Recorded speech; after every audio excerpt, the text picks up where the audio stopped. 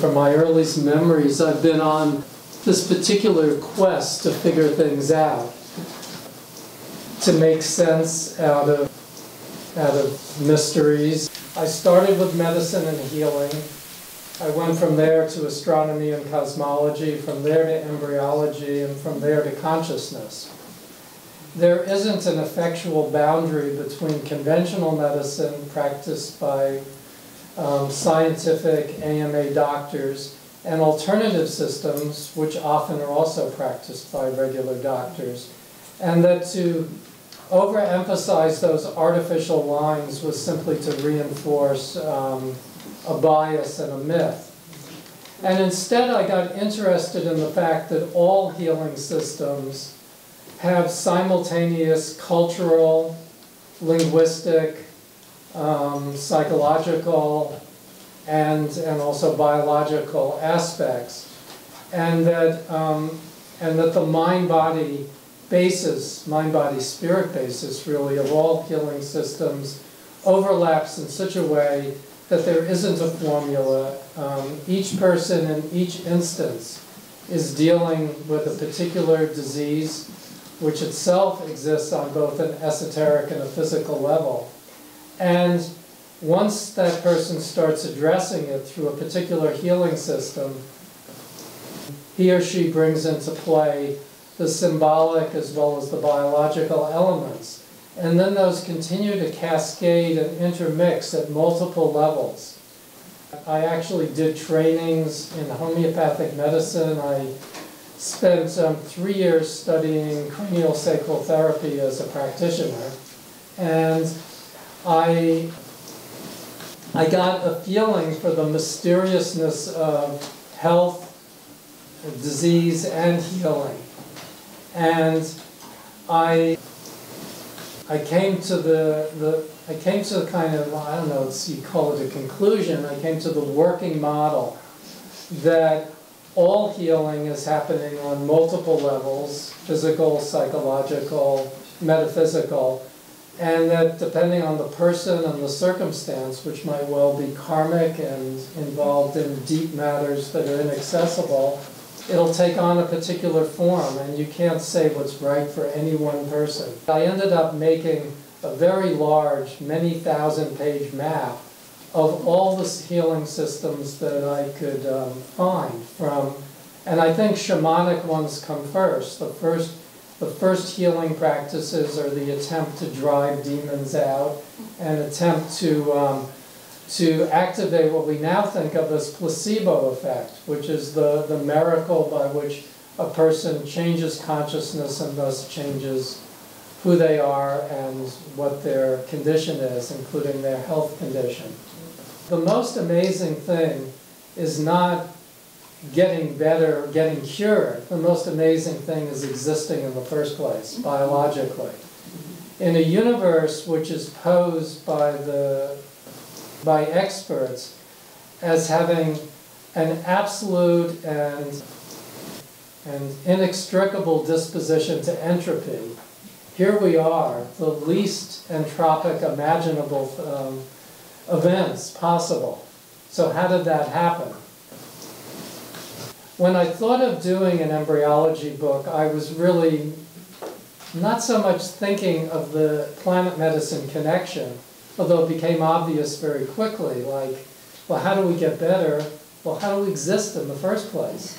That must be how we get better, and as those of you who know Chinese medicine are aware of, the acupuncture needles and herbs track in the embryogenic pathways and in a sense try and reenact, as an oversimplification, but try and reenact the triggers and pathways by which an organism was formed to begin with, this organism, us. But my spur to do embryology was located in more mundane things. When I was first moved from New England to the Bay Area working with a bioenergetic therapist named Stanley Kellerman, and he was writing a book on embryology, and I got a job helping him. And he put up a movie one day of a frog forming out of eggs, and he said, "What the fuck is that? If you can tell me what the fuck that is. And it was, you know, it just really struck me. Yeah, you know, what is that? I posed the embryology book because at that time, which was the late 70s, early 80s really, I was earning half my living from writing these books for other publishers, and everybody was doing like cosmology and healing, and nobody was touching embryology, and I was feeling like this is the most amazing thing not to be touching. You know, I was back with Kellerman and those frog's eggs. What is that? What is happening there? And that led to a very long undertaking. I did get a publisher to pay me to do it, and I hired an embryologist to train me at UC Berkeley.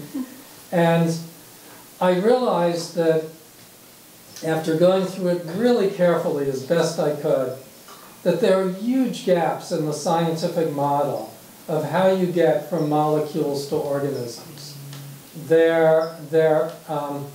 It's impossible for, you know, have whole books of like hundreds of pages trying to track this, but in oversimplification, you have to get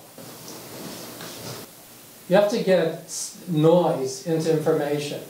And in order to get noise into information, you have to posit that heat eventually, heat energy, heat as information, can be converted into cells. And then the cells carry the information and then convert it further by organizing. I won't try and go into all this. I will just say that the conclusion I came to was that, and this is not intelligent design, it is distinctly not intelligent design, because it's more like Whitehead's process in reality.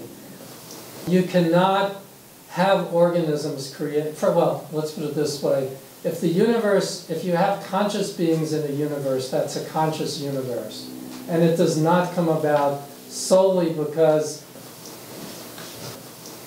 molecules organize themselves, override all their entropic impulses, and organize themselves into beings that then produce almost immaculate copies of themselves. Something else is happening.